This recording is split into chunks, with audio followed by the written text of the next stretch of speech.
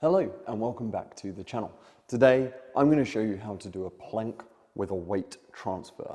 This is a fantastic core exercise and it's a lot more difficult than it looks. So that video is coming up right now.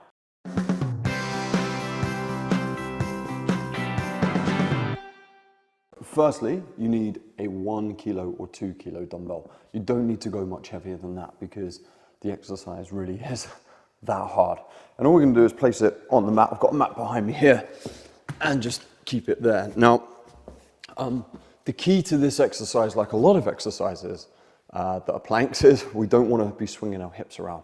We want to keep ourselves as still and as straight as possible as we do this exercise. So you're going to be in this position here and we're going to get into a plank, a nice neutral plank like so. Hips in line with shoulders, elbows underneath shoulders, and you're going to hold this position here like this. Then what we're going to do is we're going to stabilize, squeeze the glutes, and then you want to pick up the weight and move it to one side. Pick up the weight, move it to the other side. Now you'll notice I'm not swinging around like this through my hips as I do the exercise. The whole purpose of the exercise is simply to stay as still as possible. Let me show you that a little bit closer. So we're in that plank position here, and I'm just moving the weight over the hands, like so.